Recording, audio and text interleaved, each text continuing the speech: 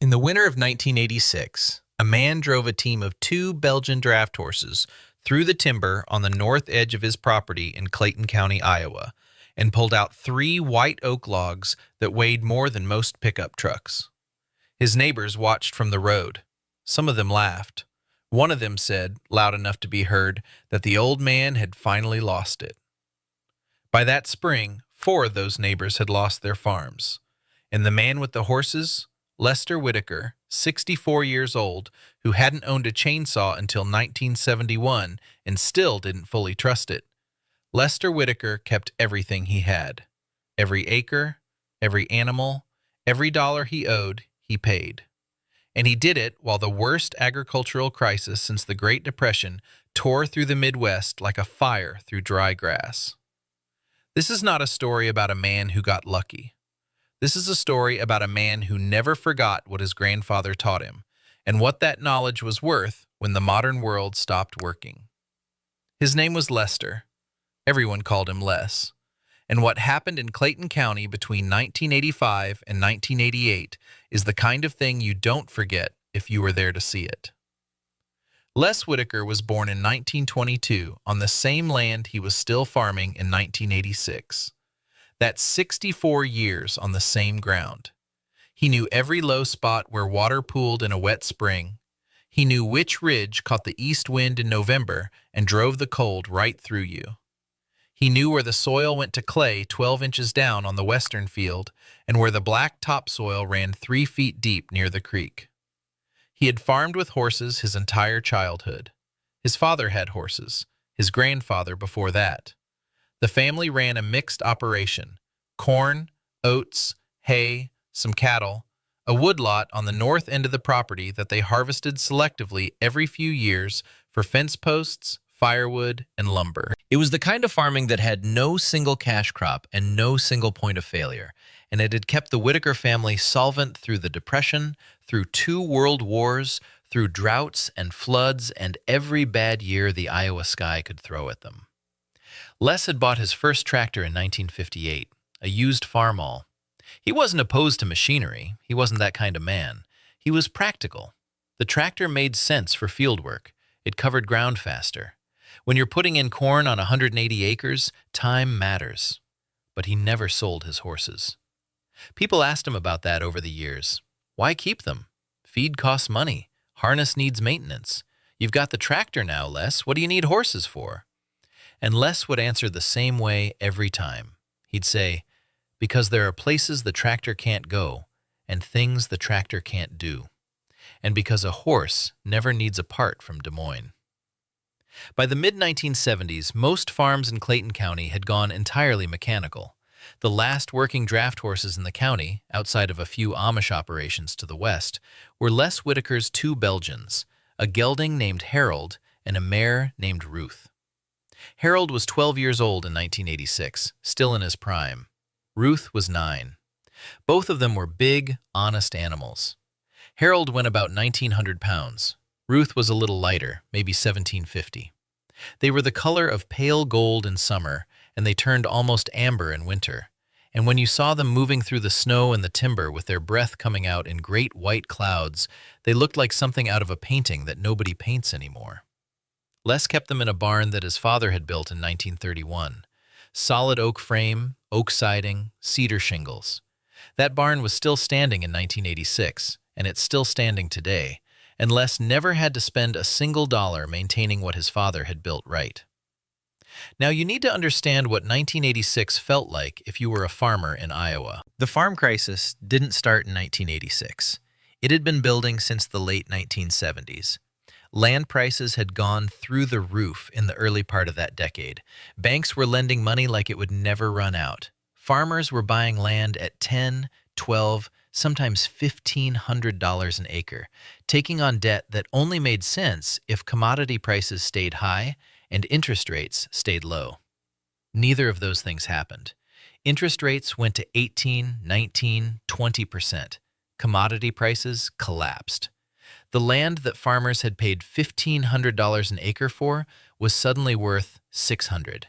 And they still owed the bank the money they'd borrowed against the $1,500 price. It was a trap. and it closed on tens of thousands of farming families across the Midwest like a steel jaw. In Iowa alone, farm foreclosures between 1985 and 1987 ran into the thousands. Banks failed. Farm implement dealers closed. The towns that existed to serve farming communities started hollowing out. Hardware stores, co-ops, diners, the kind of places that had been there since the county was first settled. Gone. Or going. The fuel situation made everything worse. Diesel prices had been volatile since the oil shocks of the 1970s, and in the mid-1980s, even though prices had come down some from their peak, fuel was still a real expense, a daily, grinding expense for any farmer running modern equipment. A big row crop tractor could burn 15, 20 gallons of diesel in a day of hard field work. A logging skidder was worse, and all of it had to be bought on credit because most of these farmers didn't have cash. They had debt. Les Whitaker had no debt. He had paid off the last of his land note in 1969. He had no operating loan. He ran no credit at the implement dealer in Elkader. He bought what he could afford, and he did without what he couldn't. And he had been doing it that way since he took over the farm from his father in 1955. His neighbors knew this about him. Some of them admired it. Some of them thought it meant he'd never been ambitious enough, never expanded, never took the risks that the modern agricultural economy seemed to demand. Les had watched them expand, and he had said nothing. He was not the kind of man who said much. The logging operation started every year in December, once the ground froze hard enough to hold weight. Les had about 40 acres of mixed timber on the north end of his farm: white oak, red oak, hickory, some black walnut, ash along the creek bottom. He harvested it carefully, the way his grandfather had taught him. Take the sick trees first. Take the ones crowding the good ones. Never clear cut. Never take more than the stand can replace in 10 years. He would mark the trees in November, walking the timber with a can of orange paint and a practiced eye. And then in December and January, when the field work was done and the ground was frozen, he would work the timber with Harold and Ruth. The setup was simple. He used a logging arch, a two-wheeled iron frame that lifts the front end of a log off the ground so it skids more easily. He had chains and a set of tongs, both of them older than most of the men he knew. He wore heavy canvas pants and leather boots and a wool coat that had belonged to his father, and he worked in the timber from first light to mid-afternoon, 5 days a week through the winter months. Harold and Ruth knew the work. That's the thing people don't understand about a well-trained draft horse. They know. Harold could feel through the harness when a log was hung up on something, and he'd back off, shift his angle, try again. Ruth was better in tight spaces. She could turn in a gap between trees that you wouldn't believe a horse that size could navigate. They communicated through the lines and through the tone of Les's voice, and by 1986, Les and those two horses had been working timber together for 9 years. They understood each other the way that you understand someone after you've been through enough hard days with them. His setup cost him nothing to run but feed. The horses ate hay from his own fields. He put up between 180 and 200 round bales every summer, enough for the horses and the small herd of beef cattle he kept. He grew oats for grain and mixed them with corn from his own crib. The harness was old, but he kept it oiled and repaired. The logging arch needed a weld one year and a new pin another year. The chains were inspected every season and replaced when they showed wear. His total operating cost for the logging operation, including everything, ran somewhere around $30 to $40 a month in the winter. Mostly the cost of replacement parts and occasional veterinary work, which was itself rare because Harold and Ruth were healthy animals on a healthy diet doing work they were bred to do. His neighbor, Dale Fenwick, was running a 4-wheel drive skidder he'd bought in 1981. Financed, of course, at a rate that made Les wince when he heard it. That machine burned diesel. It needed hydraulic fluid. It needed filters, belts, hoses, a mechanic when something went wrong, and something was always going wrong. Dale's winter logging operation cost him somewhere between $800 and $1,200 a month just to keep the skidder moving. Not counting the loan payment on the machine itself, which was another $400 and something every month, whether the skidder was running or sitting in the shed. Dale Fenwick lost his farm in the spring of 1987. The skidder went to the bank along with everything else. But that comes later. The laughing started the winter before, December of 1985. Les was working the timber on a cold morning, maybe 15 degrees, clear sky, good footing on the frozen ground. He had Harold hitched to a red oak log, maybe 16 inches across, 12 feet long, good timber, good weight. Harold was pulling it along the skid trail toward the landing at the edge of the woods, and Les was walking alongside with the lines in his hands, watching the log clear the stumps and roots. A car slowed on the road. Then it stopped. It was Gary Matson, who farmed the ground east of Les's property. Gary was in his late 40s in 1985, a big man, loud, the kind of farmer who always had an opinion about equipment and always thought the newest thing was the best thing. He'd bought a new tractor the previous spring, a big four-wheel drive machine, green, $60,000, financed at 17% interest. He was proud of that tractor, the way some men are proud of things that cost a lot of money. Gary rolled down his window and called across the field. He said something like, "Hey Les, the Civil War ended. They've got gasoline now." His passenger laughed. Gary laughed too. Les kept walking with Harold. He didn't stop. He didn't turn around. He said something to Harold in a quiet voice, and Harold leaned into the collar, and the log came free of a root it had caught on, and they kept moving. Gary drove away. Les told this story once, years later, to his son-in-law. He said he wasn't angry. He said he understood it. The younger farmers had grown up in a world where bigger and newer and faster was always better, and the idea that a man would choose horses over machinery looked like defeat to them, like failure, like poverty.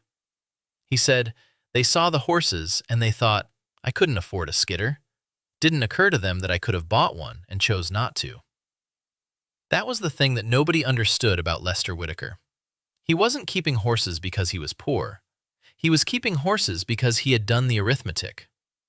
Les had done that arithmetic carefully and repeatedly over the years, and by 1986, it looked like this.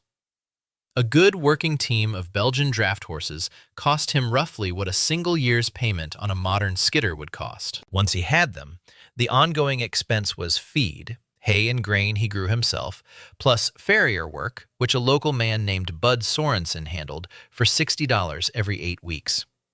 Veterinary costs ran maybe $150 in a good year, nothing in a great year. The harness was a one-time investment that lasted decades with proper care. The logging arch had been bought used in 1967 for $90.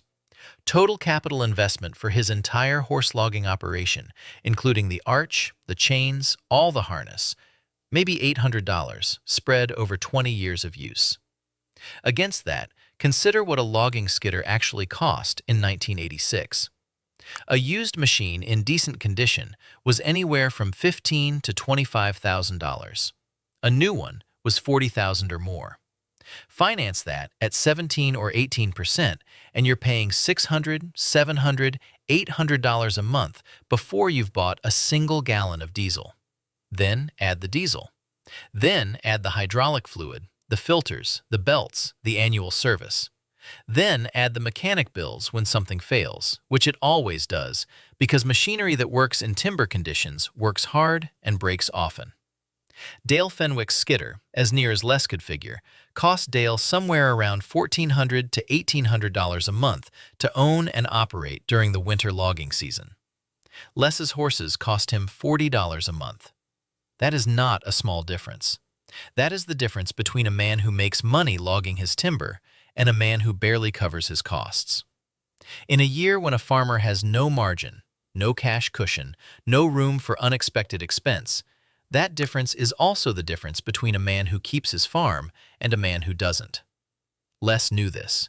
He had known it for years. He hadn't said anything about it because it wasn't his place to tell other men how to run their operations. But he knew. There was another thing about horses in the timber that the skidder men never fully accounted for, and it was this. Horses don't compact the soil the way machines do, and they don't tear up the ground the way machines do. And when the logging is done, the the timber recovers faster and cleaner. A heavy skidder crossing the same ground repeatedly, especially in wet conditions, creates ruts that can take years to heal. It tears up root systems. It compacts the subsoil in ways that affect tree growth for a decade.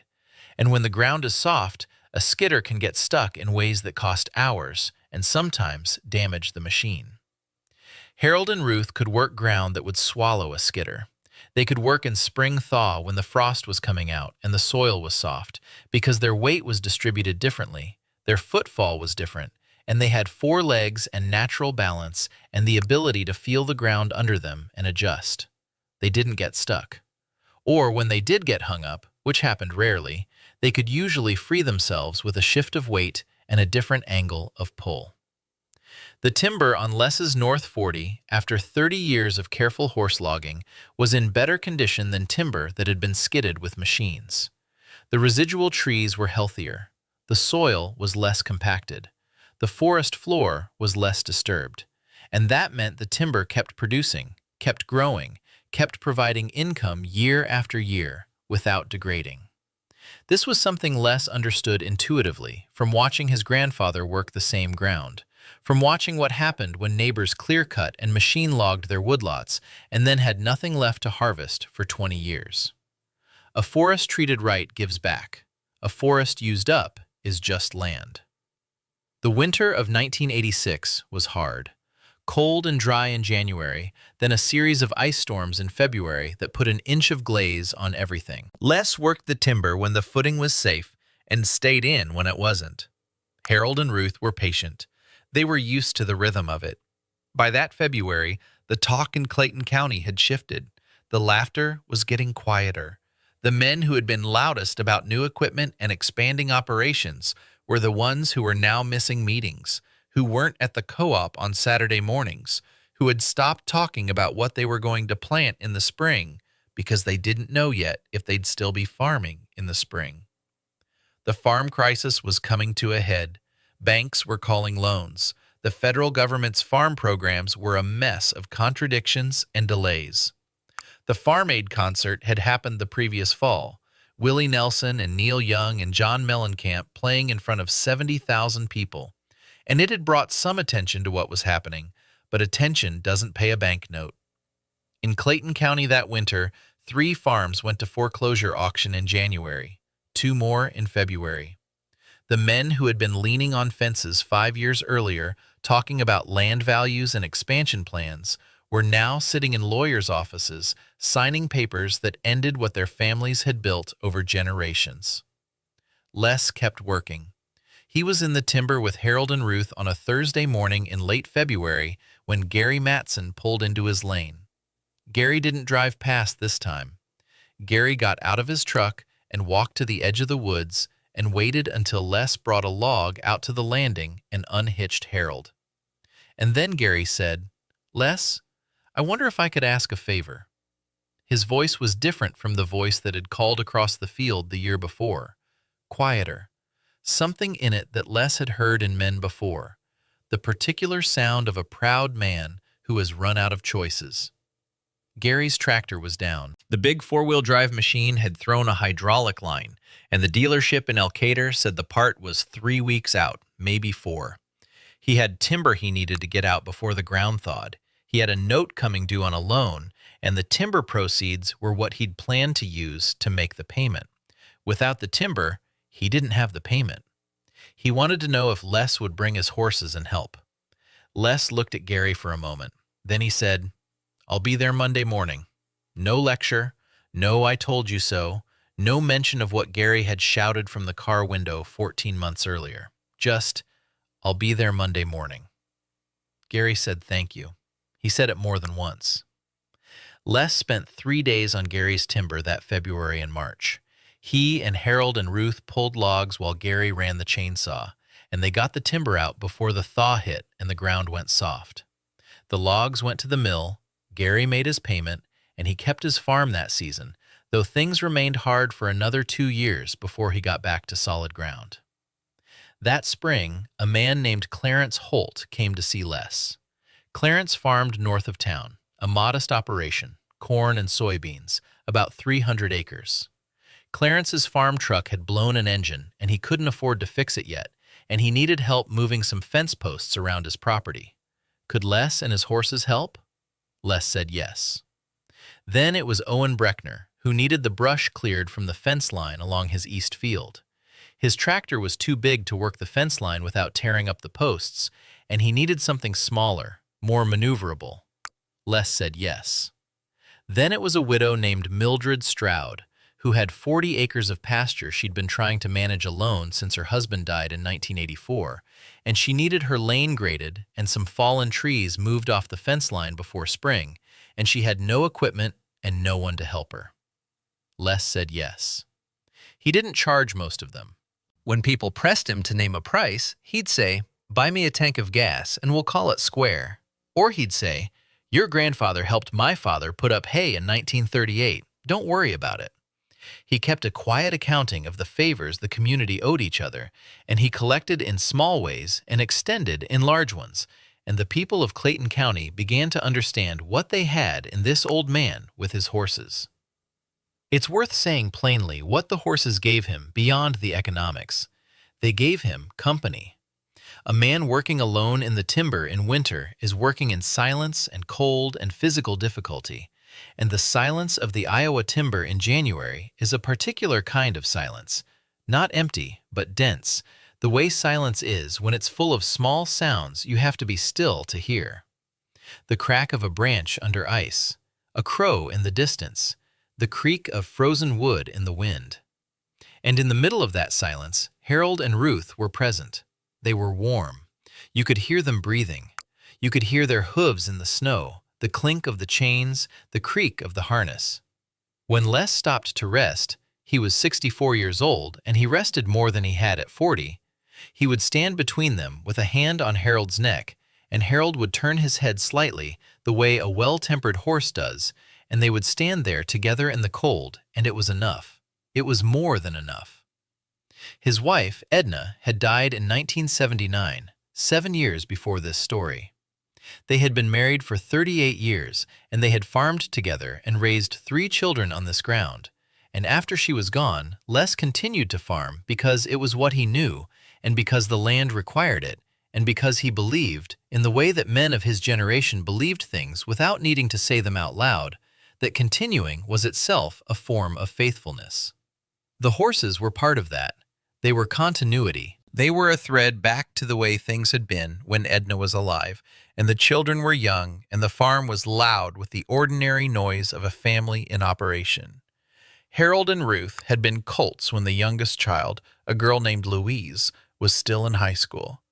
They had grown up on this farm the way the Whitaker children had grown up on this farm, and they carried that history in them the way all old things carry their histories. There were people in Clayton County who understood what Les was doing in a way that went beyond the economics. They were mostly the older ones, men and women in their 70s and 80s who had grown up with horses, who had made the transition to tractors in the 1940s and 1950s and remembered both worlds. They would stop by the edge of the timber sometimes and watch Les work, and sometimes they would stay long enough to talk, and what they talked about was mostly memory. A man named Howard Bauer, who was 81 in 1986, used to come and sit on the tailgate of his truck and watch the logging. Howard had farmed with horses until 1952. He said watching Les and Harold and Ruth work together was like hearing a song he thought he'd forgotten. He said, "There's a way a good horse leans into a load that you can't describe to someone who hasn't seen it.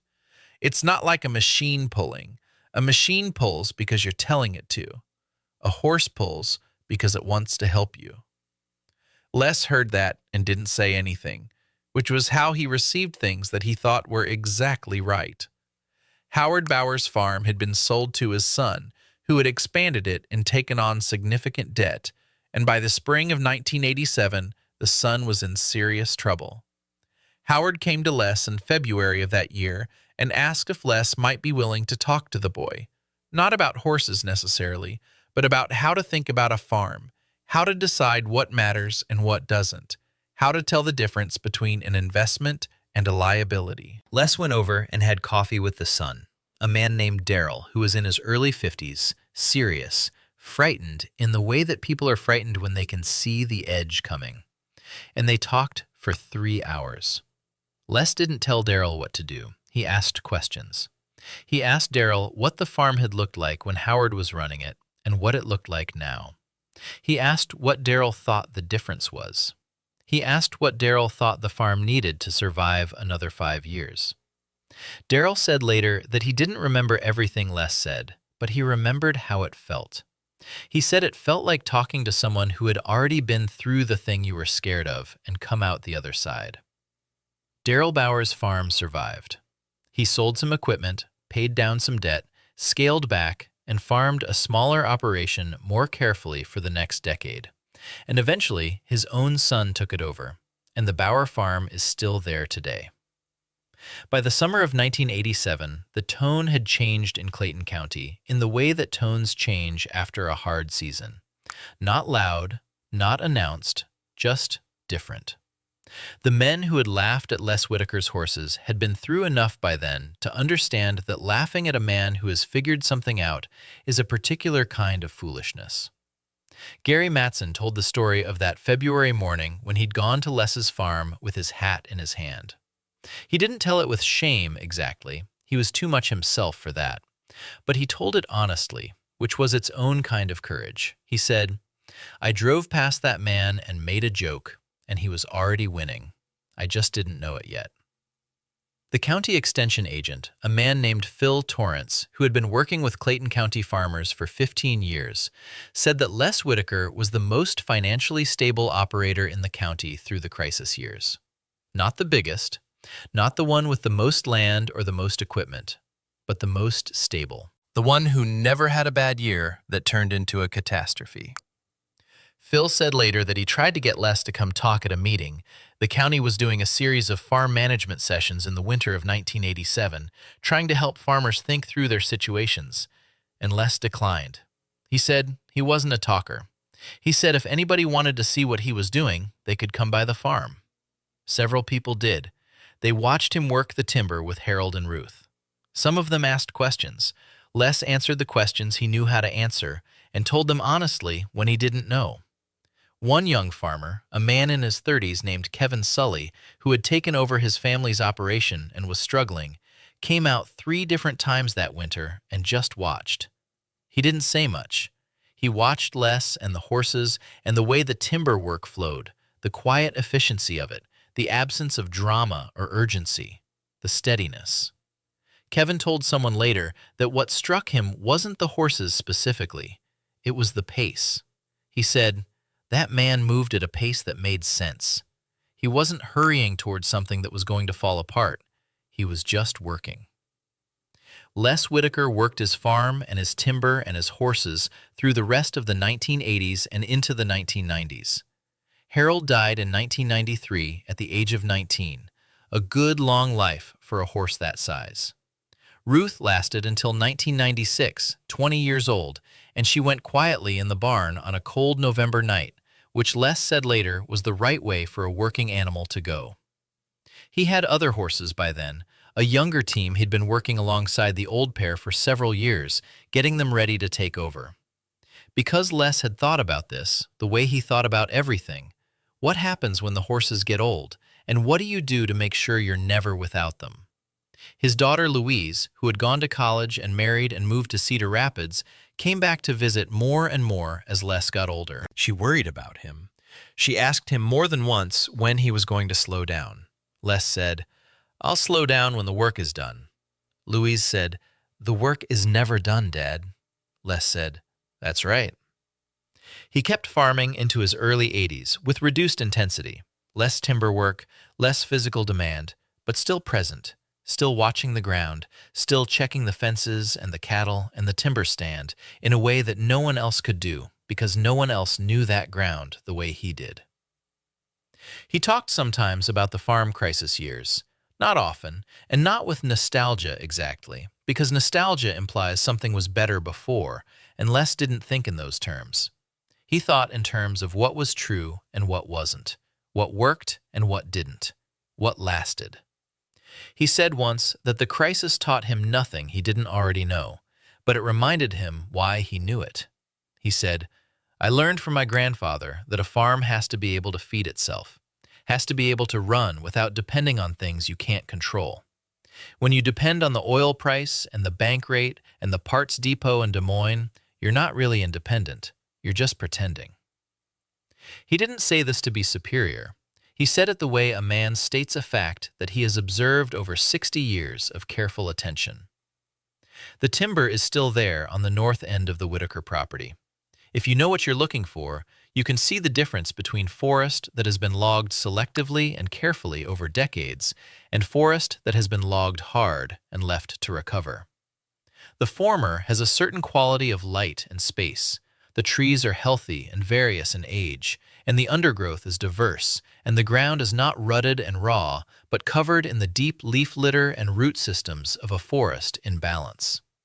That's what 40 years of patient work looks like from the outside. Inside it, if you were to walk in on a December morning when the ground is frozen and the light is coming low through the bare branches, you might understand something about what Les Whitaker understood. That there are ways of doing things that respect what the land can give and what it needs in return. That slowness is not the same as inefficiency. That tools that cost nothing to run have a value that doesn't appear on any balance sheet. That the sound of a horse moving through timber in winter, the crunch of hooves on frozen leaves, the soft expulsion of breath in the cold air, the clink of chains and the creak of harness leather, is a sound that carries more information than most people realize. It tells you where you are. It tells you what you're part of. It tells you that something living is helping you with your work, and that in return, you had better know what you're doing and treat that help with respect. Les Whitaker knew all of that without ever having to say it. He knew it in his hands and in his eyes and in the way he moved through his own timber on a winter morning, unhurried, purposeful, reading the trees the way a man reads a letter from someone he knows well. That knowing was worth more than any equipment. It was worth more than the savings on fuel and repairs and loan payments, though those savings were real and they mattered. It was worth more because it was the kind of knowledge that doesn't go away when the bank changes its rates or the oil price spikes or the implement dealer closes up. It lives in the man who holds it, and if he's lucky, it passes on. Les had 3 children. Louise came back to the area eventually. One of Les's grandsons, Louise's oldest boy, named Thomas, started coming to the farm on weekends in the mid-1990s when he was in his early 20s. He learned to handle horses from Les. He learned the timber work. He learned how to read a tree and mark a stand and pull logs without tearing up the forest floor. Thomas Whitaker farms that ground today. He has a team of Belgians. He logs his timber every winter. He says his grandfather didn't leave him the farm so much as he left him the understanding of what the farm is for. What this old man from Clayton County understood, in 1986, in the middle of a crisis that was destroying the people around him, was something simple enough to say and hard enough to live. He understood that the most dangerous kind of debt is the kind you don't see as debt. The debt to machines that need fuel you don't produce. The debt to banks that change their terms when times get hard. The debt to systems that work fine until they don't, and then leave you with nothing. And he understood that there is a different kind of accounting, one that counts health and continuity and the ability to keep going when things go wrong. One that values knowing how to do something over simply having a machine that does it for you. One that puts the long-term integrity of the land above the short-term efficiency of the operation. He wasn't against progress. He wasn't nostalgic in the sentimental sense. He was practical in the deepest sense of that word. He had looked at the world as it was, and he had chosen what worked and set aside what didn't. And he had continued making those choices every year for 60 years. The neighbors who laughed at him in December of 1985 were not bad men. They were men who had learned a different set of lessons and trusted a different set of assumptions. And when those assumptions proved wrong, it cost them everything. Les didn't enjoy their difficulty. He helped where he could. He said little. He kept working. That was who he was, a man who kept working. A man who knew what he had and took care of it. A man who understood that the horses pulling logs out of the timber on a cold Iowa morning were not a concession to the past, but a provision for the future. He was right about that. The future proved him right, the way futures usually prove the careful people right, quietly and without fanfare, over years and decades, in the steady accumulation of seasons and work and ground that is still yours when the hard times end. If you've been watching this channel for a while, you know that what we try to do here is tell these stories straight. No embellishment, no false heroics, just the truth of what it looked like when a man or woman decided to farm in a way that was honest about what farming actually is. Hard, uncertain, dependent on the land, and ultimately a question of character as much as anything else. Les Whitaker's character was formed over 64 years on the same ground, by the same work, in the same county, with the same values his grandfather passed to his father and his father passed to him. It withstood the hardest years the Midwest had seen in half a century, and it came through intact, and it passed on. If this story meant something to you, if it reminded you of someone you knew, or something you've been thinking about, or a way of doing things that you've seen disappear and wished hadn't, leave a comment. These stories live in the comments as much as they live in the videos because of the people who share what they remember. If you're new here, there are more stories like this one on the channel. Stories about the people who held on, who figured something out, who kept going when the easier thing would have been to stop. Subscribe if you want to hear them. We'll keep telling them. This story is a dramatized composite inspired by real experiences of Midwest farmers during the 1980s farm crisis. Characters, names, and specific events are fictionalized for storytelling purposes.